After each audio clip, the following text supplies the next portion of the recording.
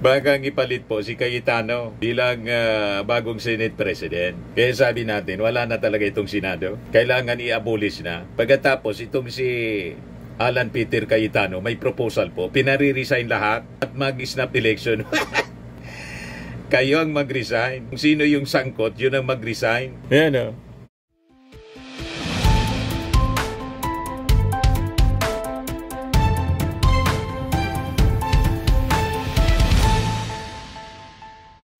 Hello po mga kababayan, si Dante Maravillas. Dito ulit tayo sa ating podcast, Live with Dante M.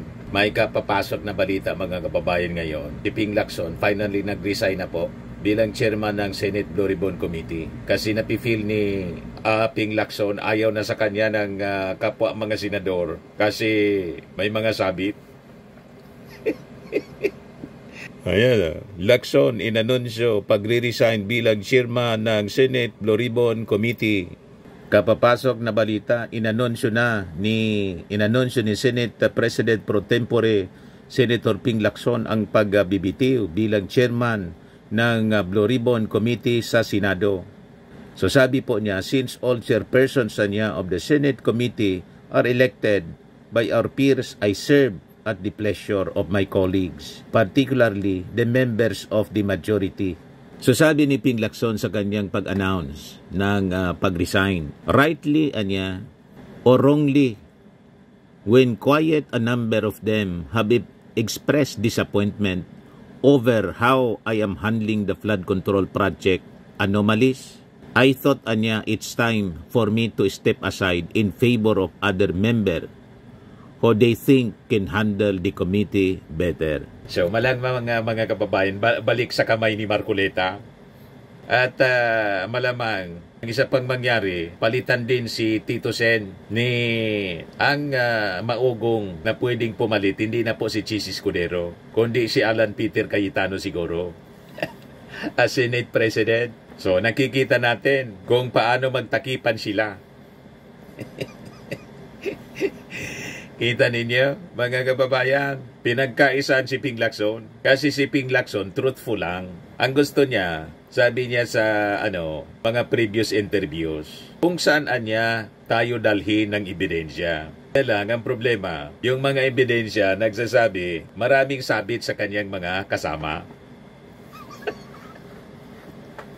Maraming sabit. So malinaw, na-cover up ito sa mga sabit sa Senado. Payag kayo sa ganun po. Pero sabi ni Ping, tuloy ang aking laban. Yan sabi niya, no amount of criticism from misinformed netizens and partisan sectors can distract or pressure me from doing my job right.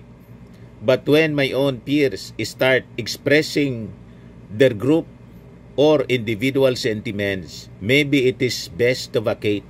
Nevertheless, I will continue to fight a corrupt and rotten system in the misuse and abuse of public funds, as I have consistently done in the course of my long years in public service.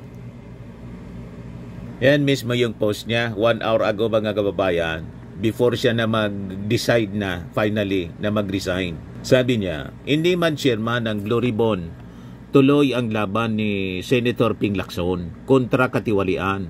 Ang pagiging chairman ng Blue Ribbon tulad ng lahat ng komite sa Senado ay halal ng kanilang kapwa senador.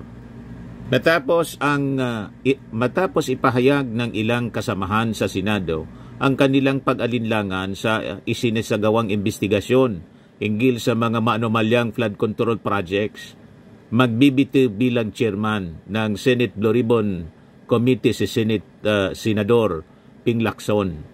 Nagbitaw na nga po. Ito ang tagumpay ng kadiliman. Totoong tagumpay ng kadiliman. Gusto nila manatili sa dilim ang paggamit ng pondo ng bayan na nasasangkot po ang maraming senador. At ang ikinasama ng loob ng mga senador nang sabihin ni Ping Lacson, almost all anya may insertions. Pero pinaliwanag naman po ni Ping Lacson na hindi man po masama ang insertions. Per se, hindi siya masama. Kasi yung insertions, saan ibig sabihin yan? Amendments.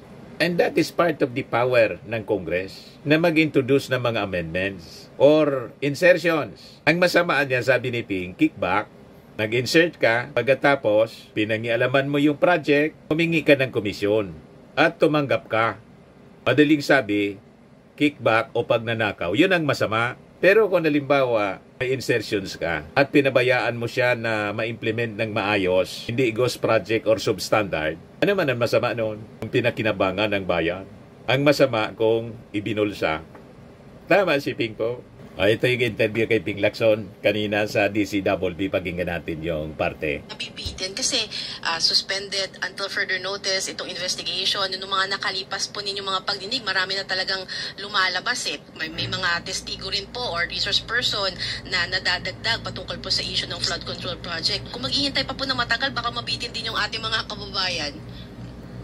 Yun nga, sinasabi ko nga, nag-conflict nga sa, natapat sa budget deliberation, may pakiusap nga rin si Senator Gatchalian kung pwedeng ma-prioritize mga rason na lang yan po. Yung budget hearings. Kasi ako nga, hindi na nga ako halos nakakatin ng budget deliberation eh. Dahil nga, hindi mga cover story na lang. Pang-cover up. Siyempre, magpiprepare ka. Para po itigil yung investigasyon ng Senado ng chairman si Ping Lacson. Kasi maraming nasasabit na senador. Binabantay yung interview sa inyo. Oo nga eh, parang, alam mo, ewan ko ba, parang stalker eh. Lahat ng pati yung si Marcolita sa ex, pinabanggit niya sa privilege speech. Tapos sasabihin niya, mahilig daw magpasaring. Eh, katakot-takot na pasaring nga yung ginawa niya eh. Pero ano sir, hindi kayo magiging komportable kung sa kanya mabalik yung Blue Ribbon Committee. Malabo yun sir. Kasi kung siya yung elect ng majority ng mga senador, yan ang gusto nila. Sa kanya mapunta. Wala ano magagawa ko doon. Kung sakaling ituloy ko yung aking intention, ano? Sa ngayon, intention yun. Kinukonsider ko talaga yun. Katunayan, nagka-craft na nga ako ng sulat papunta kay Senate President Soto. Just in case na talagang yun ang maging decision ko, wala rin naman makakapigil sa akin. Pero kung maibabalik kasi wala naman akong mapapala dito. Ano bang mapapala ko? Sinabi ko na nga, last hura ko na ito. Yes, wala naman akong planong, alam mo, hindi naman sa pagbubot ng sariling bangko. Para sa bayan na nga lang ito. Parang ito na lang yung balik utang na loob ko sa pagkatagal-tagal ko ring na ginugol na panahon na bilang public servant. At alam mo, pwede na ako mag-count ng blessings, ika nga, ano? In spite of so many brickbats, mga diatribes, kung ano ng mga basing na nakukuha ko. Pero sige lang, hindi naman ako nadidistract doon. Pero pagka yung mga colleagues ko na nagpapahayag na hindi na sila happy, hindi na happy kasi maraming sabi. Usapan yon. Kasi nga, sila yung nag-elect sa akin. At sila nag-elect ng lahat ng chairpersons ng lahat ng komite. So pag wala silang, pag majority sa kanila, wala nang tiwala, what is left, no, for me to decide on or to do except magbitin na lang sa bilang chairman. May mga ganun lang yun. Sabi ko nga, hindi naman nag-serve at the pleasure of anybody except my peers. Pero kung kasi maibabalik para mo kay... lang i-explain natin sa mga kababayan natin na yung election kasi ng chairman ng mga komite, although acclamation na lang ang nangyayari kasi pinag-uusapan yun sa majority, ini-elect pa. Election yun eh, sir, di ba? So, kung sino ang gusto ng majority. Correct. Pero yun nga po, kung halimbawa, maibalik po kay Senator, kung maibalik po kay Senator Marcoleta yung posisyon sa Senate Blue Ribbon Committee at ito po patuloy na iimbestigahan yung issue sa flood control projects, makakaasa po ba ng patas na investigasyon? So be it. Kung siya yung pinagkakatiwalaan o kung sino man yung pinagkakatiwalaan ng majority of hindi my peers, credible so po. be it. Pero pag hindi si unlikely yun kung sa majority, minority lang kasi si Senator Marcoleta. Kaduda-duda na sabi ang nga investigasyon ng Senado. Pero sir, kumusta po naman ang leadership ni Senate President Tito Soto, sir? Although sabi nyo kanina, before pa pala nung caucus ninyo, yung sinabi po ni Senator JV na merong 4 or 5 na gustong kumalas sa majority block dahil dun sa disappointment. Sabit kasi yung kapatid niya, si Jinggoy. Po ninyo na kaya ganyan ang sinasabi ni JB Ercito. Stable po ba o naapektuhan ho yung leadership ni Senate President Soto, sir? Hindi ko alam kasi nasa isipan 'yon ng aking mga kasamahan eh. Pero kung ako tatanungin, kasi na-experience na yung pagiging Senate President niya for the longest time noong nakarang kongreso. Maayos siyang magpalakad, maayos ang kanyang leadership. Laging consensus. Hindi siya nagdidikta, hindi siya nagdi-decide mag-isa. So kung ako yung tatanungin, patuloy yung suporta ko sa kanya. Ngayon, sa pananaw ng aking mga kasamahan, nagkukulang din siya sa leadership. Laging ganyan naman sa Senate. Kung sino yung merong majority, kung sino yung merong 13, at least 13, pwedeng tanggalin. Yun. So, malamang, after na mag-resign siya, pati si Tito Sen, tatargetin itong mga sangkot. Bagang ipalit po si Cayetano bilang bagong Senate President. Kaya sabi natin, wala na talaga itong Senado. Kailangan i-abolish na. Pagkatapos, itong si Alan Peter Cayetano, may proposal po, pinare-resign lahat at mag-snap election. Kayo ang mag-resign. Kung sino yung sangkot, yun ang mag-resign. Yan o.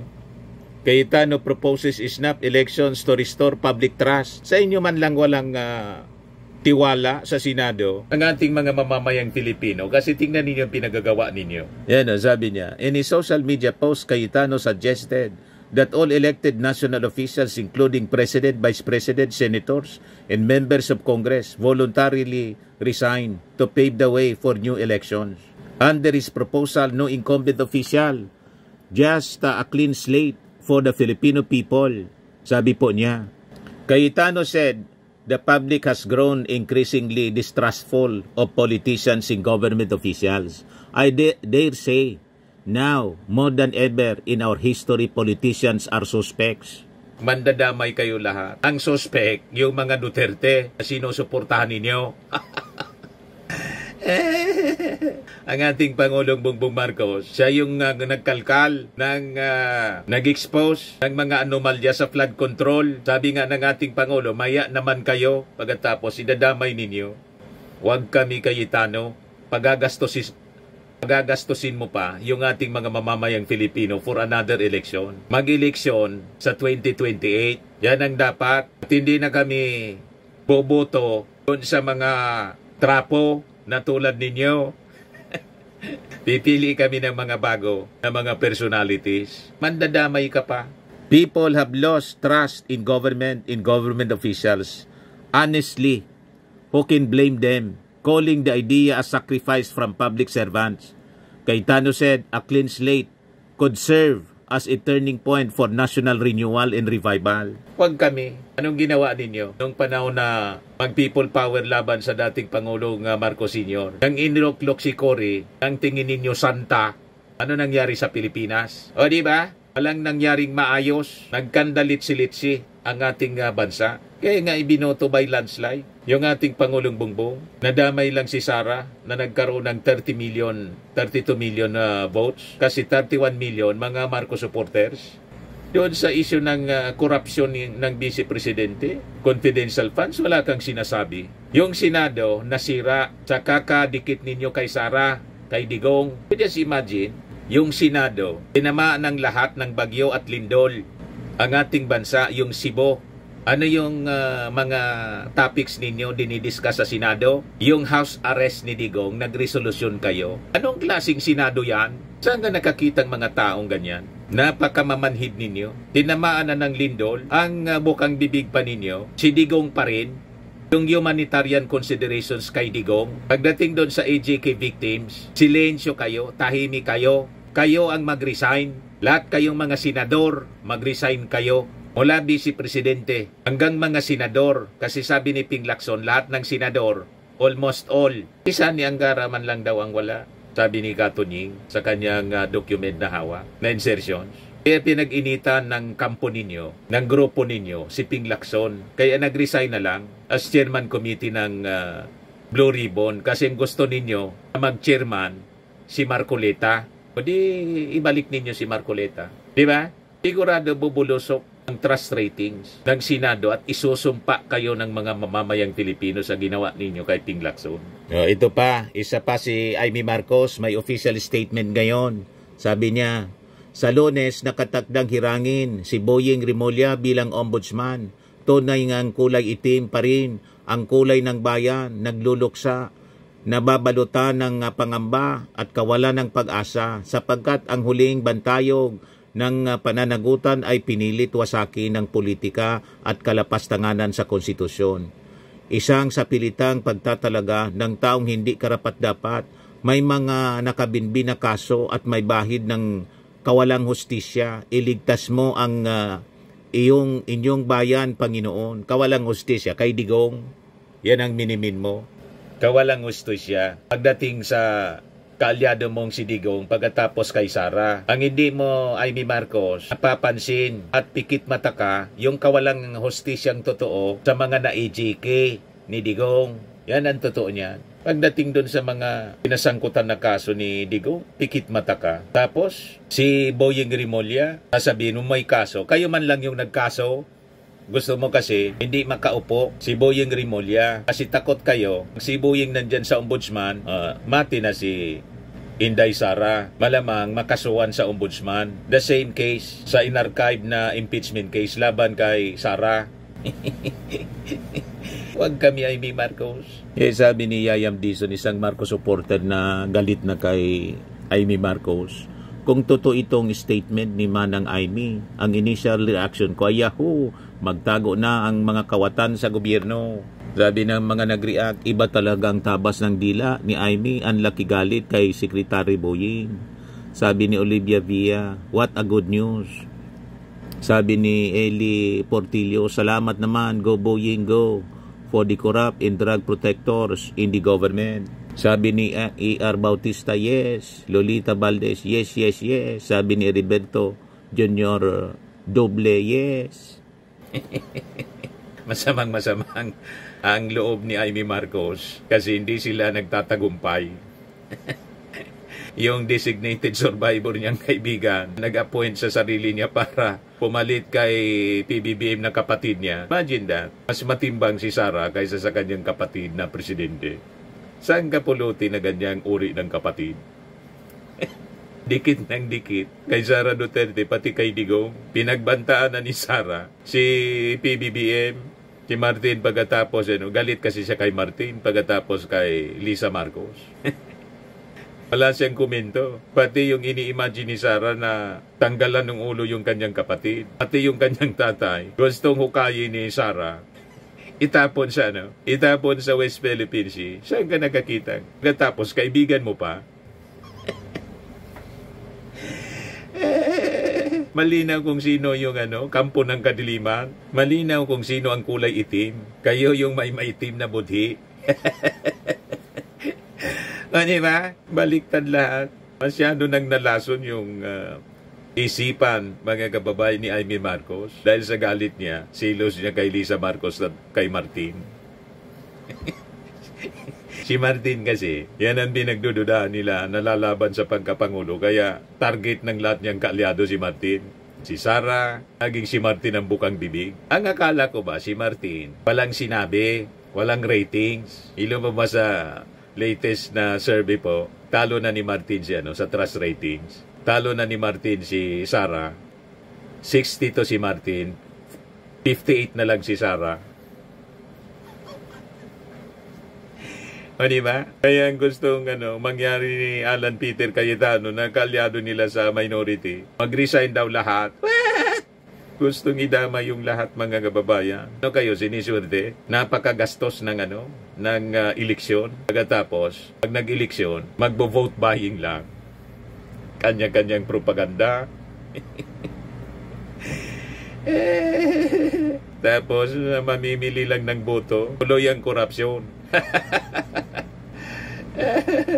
Huwag kami, Alan Peter Cayetano at Amy Marcos,